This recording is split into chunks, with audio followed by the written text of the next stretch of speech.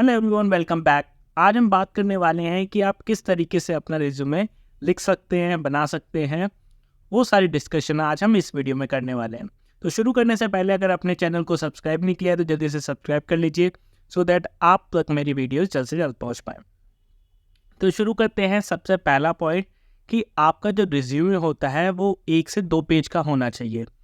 मैंने बहुत बार देखा है कि आपका जो रिज्यूमे होता है किसी का 3 पेज का होता है, किसी का 4 पेज का होता है। जिसका ऑलरेडी बहुत सारा एक्सपीरियंस होता है वो इतना लंबा रिज्यूमे बनाते हैं जिसकी कोई भी नीड नहीं है। वो पहले बनाया करते थे। अब कोई भी आपका रिज्यूमे 3-4 पेज का कोई नहीं पड़ेगा।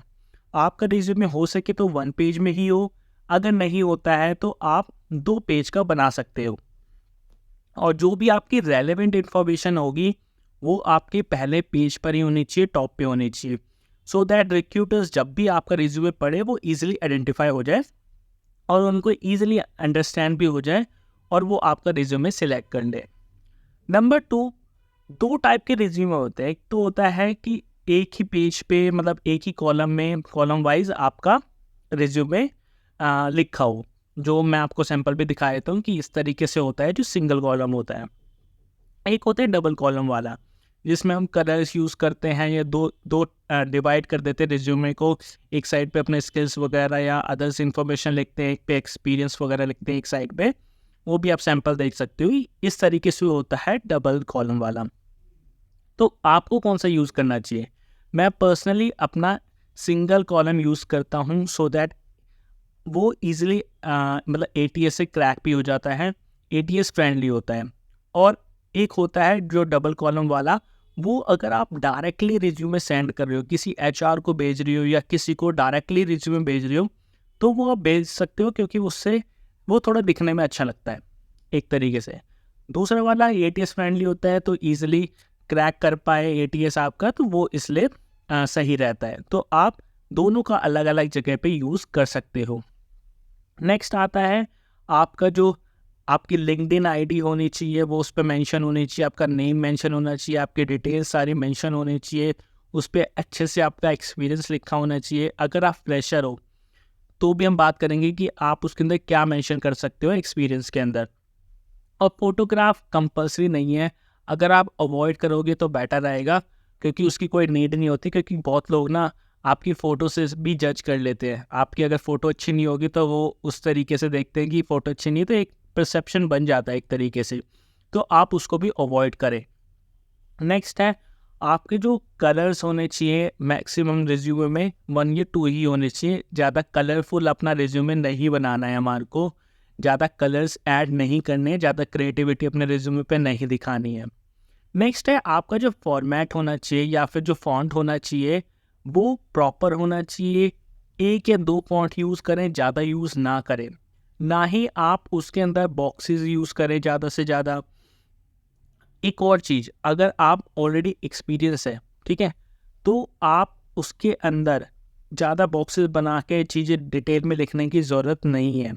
आप अपनी एजुकेशन लिख रहे हो, उसके बाद उसमें परसेंटेज लिख रहे हो, बहुत सारी चीज़ें आप मेंशन कर देते हो, उसकी नीड नहीं है। आप अगर आपके पास ऑलरेडी एक्सपीरियंस है, अगर आप फ्रेशर हो तो आप उसके अंदर लिख सकते हो। क्योंकि फ्रेशर पर्सन जो होता है उसके ऊपर देखा जाता है कि उसके पास एक्सपीरियंस कितना है, उसके अंदर स्किल्स कितनी है, कौन कौन से स्किल्स हैं, वो सब मेंशन करी जाती है। तो आप उस चीज़ पे फोकस ज़्यादा करें। नेक्स्ट है बहुत इंपॉर्टेंट पार्ट जो है जॉब डिस्क्रिप्शन। आपका जो रिज्यूमे होना चाहिए वो जॉब डिस्क्रिप्शन के अकॉर्डिंग होना चाहिए। मेरी राय है कि आप 2 रिज्यूमे बनाओ। एक तो जो पोर्टल्स वगैरह पे डालो पे ये जो कॉमन आपका रिज्यूमे होगा, तो आप जितनी ज़्यादा जॉब डिस्क्रिप्शन पढ़ोगे अपनी प्रोफाइल से रिलेटेड, उतनी ज़्यादा आपको नॉलेज मिलेगी, उतना ज़्यादा आपको आइडिया लगेगा कि कंपनीज क्या चाहती है। अब आप सोचते होगे यार जॉब डिस्क्रिप्शन में तो बहुत कुछ लिखा होता है, इतना तो हमारे को आता भी नहीं होता। तो वो बस लिखा होता है, इतना नीड भी नहीं होती। आपकी जो मेन चीज़ है, जो आपको पता है इस प्रोफाइल में ये चीज़ें चाहिए, वो आपके पास होनी चाहिए। वो आप जॉब डिस्क्रिप्शंस पढ़ोगे तो काफ़ी में सिमिलर मिलेगी। वो कॉमन चीज़ें उठा के आपको एक कॉमन रिज्यूमे बनाना है जो कि आप जॉब पोर्टल पे डालोगे सो दैट वो आपको ईजिली आइडेंटिफाई कर पाएंगे।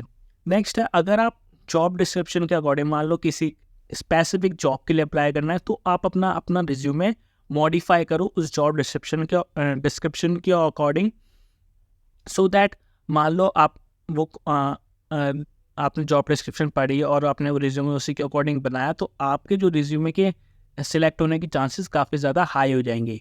तो इस चीज़ का ध्यान रखें कि आपको रिज्यूमे किस तरीके से बनाना है, किस चीज़ के लिए अप्लाई कर रहे हो, आपने जॉब डिस्क्रिप्शन ढंग से पढ़े हैं या नहीं पढ़े। नेक्स्ट, आप अगर फ्रेशर हो तो आप किस तरीके से एक्सपीरियंस के अंदर मेंशन करोगे, राइट। तो आपको मेंशन करना है अपने कॉलेज में जो भी आपने प्रोजेक्ट बनाए होंगे वो सब आप उसमें मेंशन करोगे, और आपने इंटर्नशिप वगैरह करी है तो आप उसको एक्सपीरियंस के अंदर लेकर आओगे। अगर आप ऑलरेडी एक्सपीरियंस हो तो आपके पास एक्सपीरियंस होगा ही, वो सब आप उसके अंदर मेंशन करोगे, जो भी प्रोजेक्ट पे आपने काम करा है या जो भी स्किल्स यूज़ करके आपने काम करा है। पर अगर आप फ्रेशर हो तो आप उसमें ब्लैंक की जगह अपने इंटर्नशिप या फिर कॉलेज प्रोजेक्ट्स या कुछ प्रोजेक्ट जिस पे आपने काम करा है वो आप उस पर मेंशन कर सकते हो, सो दैट वो ब्लैंक ना लगे, या फिर कोई रिक्रूटर देखे तो उसको अंडरस्टैंड हो कि हाँ यार आपने भी कुछ ना कुछ काम करा है, कुछ करा हुआ है, क्योंकि फ्रेशर होते हैं उसमें कुछ ज़्यादा लिखने को तो होता नहीं है, राइट। तो आप ये सब चीज़ें मेंशन करके अपना रिज्यूमे अच्छा बना सकते हो और अपना रिज्यूमे बना सकते हो। सो आई होप आपको पॉइंट्स समझ आ गए होंगे सारे, किस तरीके से अपना रिज्यूमे बनाना है। दो चीज़ों का आपको ध्यान रखना है, एक तो रिज्यूमे जॉब डिस्क्रिप्शन के अकॉर्डिंग, और सिंगल कॉलम और डबल कॉलम आप कहाँ पे यूज़ करोगे। सो फिर मिलते हैं नेक्स्ट वीडियो में। Thank you so much, have a good day.